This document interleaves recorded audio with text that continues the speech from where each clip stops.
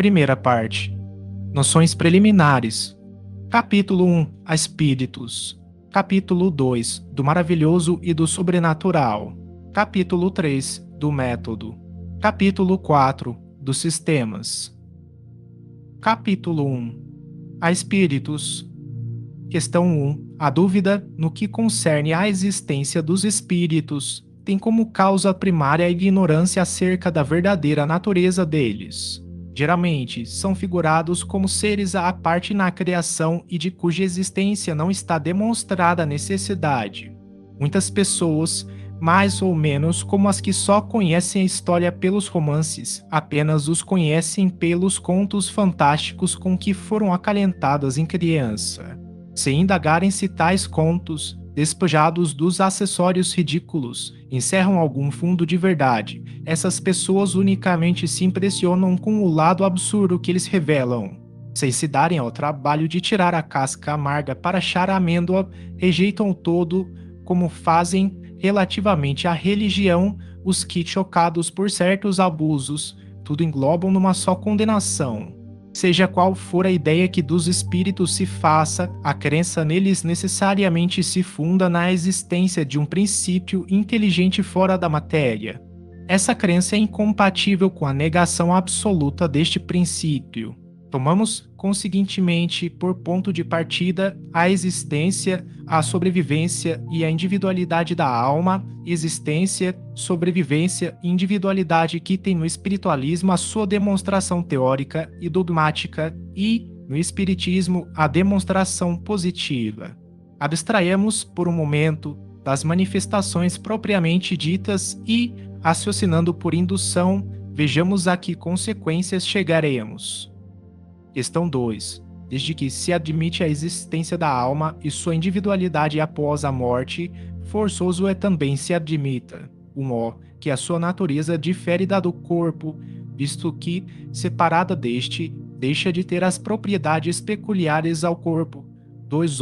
Que goza da consciência de si mesma, pois que é passível de alegria ou de sofrimento, sem o que seria um ser inerte, caso em que possuí-la de nada nos valeria.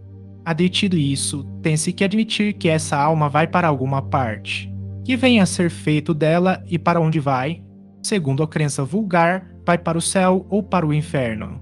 Mas onde ficam o céu e o inferno? Dizia-se outrora que o céu era em cima e o inferno embaixo.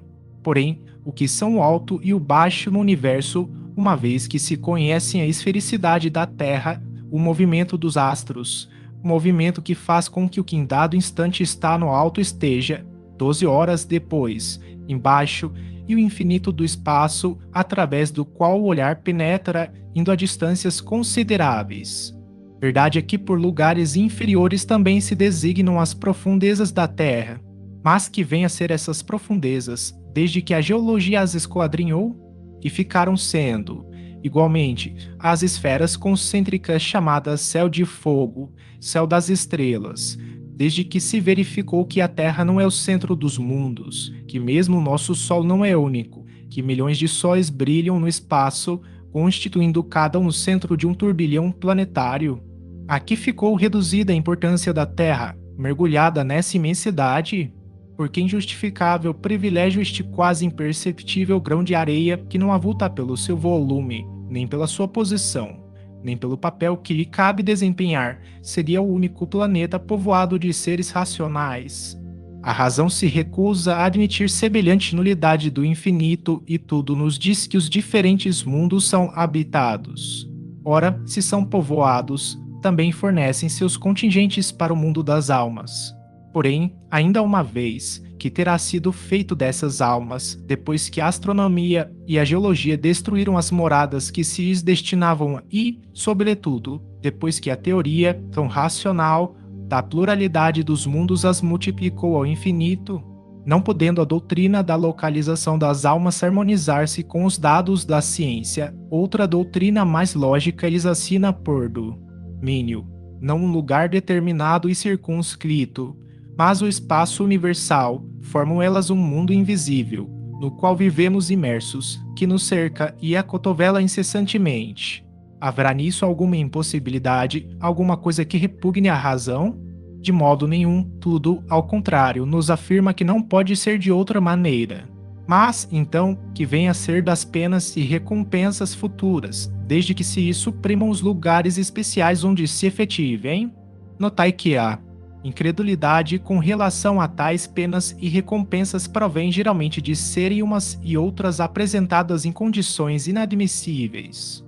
Dizei, em vez disso, que as almas tiram de si mesmas a sua felicidade ou a sua desgraça, que a sorte lhes está subordinada ao estado moral, que a reunião das que se votam mútua simpatia e são boas representa para elas uma fonte de ventura, que, de acordo com o grau de purificação que tenham alcançado, penetram e intervêm coisas que almas grosseiras não distinguem, e toda a gente compreenderá sem dificuldade.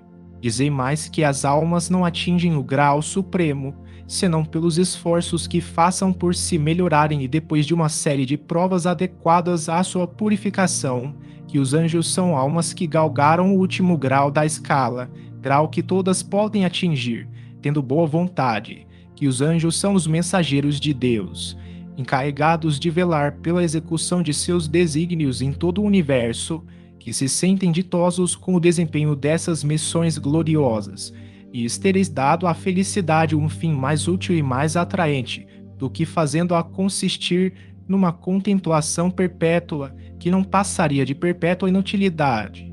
Dizei, finalmente, que os demônios são simplesmente as almas dos maus, ainda não purificadas, mas que podem, como as outras, ascender ao mais alto cume da perfeição.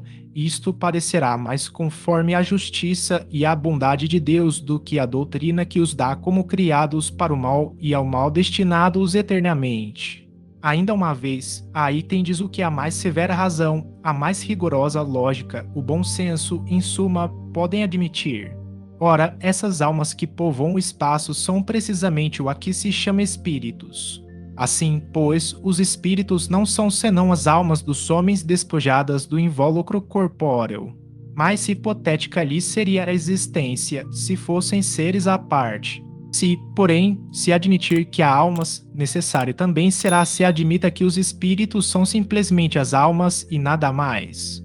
Se se admite que as almas estão por toda parte, ter-se-á que admitir, do mesmo modo, que os espíritos estão por toda parte. Possível, portanto, não fora negar a existência dos espíritos sem negar a das almas. Questão 3. Isto não passa, é certo, de uma teoria mais racional do que a outra. Porém, já é muito que seja uma teoria que nem a razão nem a ciência repelem. Acresce que, se os fatos a corroboram, tem ela por si a sanção do raciocínio e da experiência. Esses fatos se nos deparam no fenômeno das manifestações espíritas que, assim, constituem a prova patente da existência e da sobrevivência da alma. Muitas pessoas será, entretanto, cuja crença não vai além desse ponto, que admitem a existência das almas e, seguintemente, a dos espíritos, mas que negam a possibilidade de nos comunicarmos com eles, pela razão, dizem, de que seres imateriais não podem atuar sobre a matéria. Esta dúvida assenta na ignorância da verdadeira natureza dos espíritos, dos quais em geral fazem ideia muito falsa, supondo-os erradamente seres abstratos, vagos e indefinidos, o que não é real. Figuremos, primeiramente, o espírito em união com o corpo. Ele é o ser principal, pois que é o ser que pensa e sobrevive. O corpo não passa de um acessório seu, de um invólucro, uma veste que ele deixa quando usada. Além desse invólucro material, tem o espírito um segundo, semimaterial, que o liga ao primeiro. Por ocasião da morte, despoja-se deste, porém não do outro, a que damos o nome de perispírito. Esse invólucro semimaterial, que tem a forma humana, constitui para o espírito um corpo fluídico, vaporoso, mas que, pelo fato de nos ser invisível no seu estado normal, não deixa de ter algumas das propriedades da matéria. O espírito não é, pois, um ponto, uma abstração, é um ser limitado e circunscrito, ao qual só falta ser visível e palpável para se assemelhar aos seres humanos. Por que, então, não haveria de atuar sobre a matéria? Por ser fluídico seu corpo.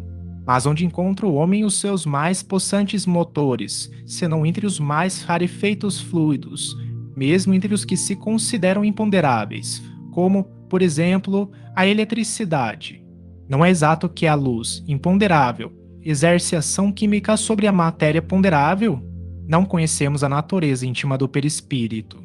Suponhamo-lo, todavia, formado de matéria elétrica ou de outra tão sutil quanto esta, porque, quando dirigido por uma vontade, não teria propriedade idêntica àquela matéria?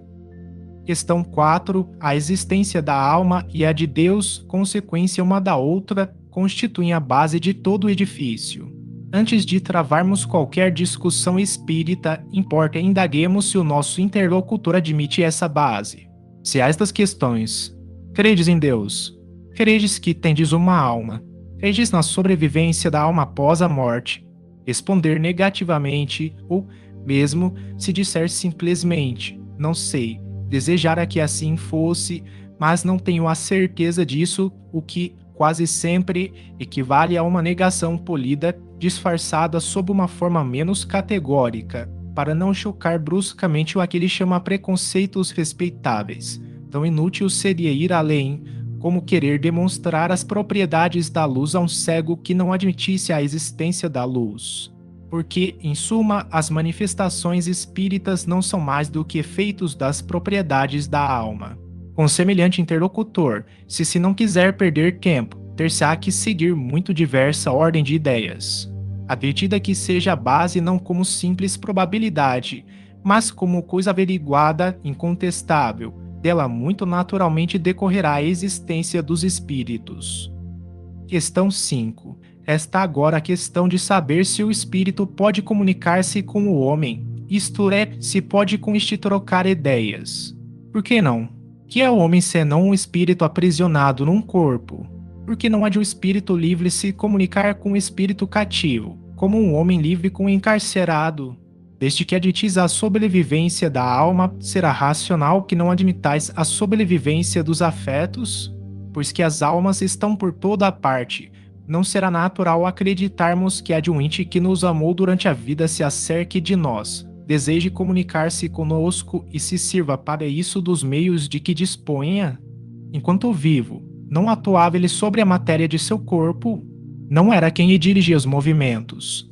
Por que razão, depois de morto, entrando em acordo com outro espírito ligado a um corpo, estaria impedido de se utilizar deste corpo vivo para exprimir o seu pensamento, do mesmo modo que o mudo pode servir-se de uma pessoa que fale para se fazer compreendido? Questão 6. Abstraiamos, por instante, dos fatos que, ao nosso ver, tornam incontestável a realidade dessa comunicação. Admitamo-la apenas como hipótese.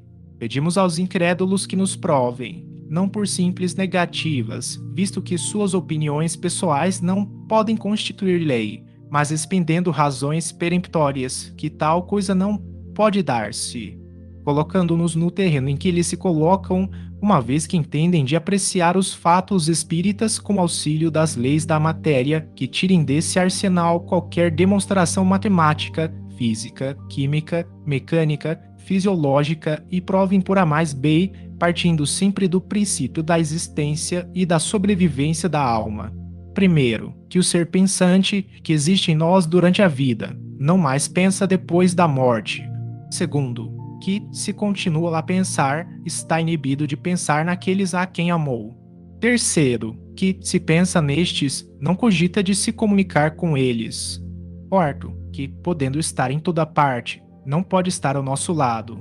Quinto, que, podendo estar ao nosso lado, não pode comunicar-se conosco.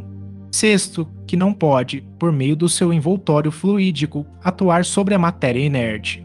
Sétimo, que, sendo-lhe possível atuar sobre a matéria inerte, não pode atuar sobre um ser animado.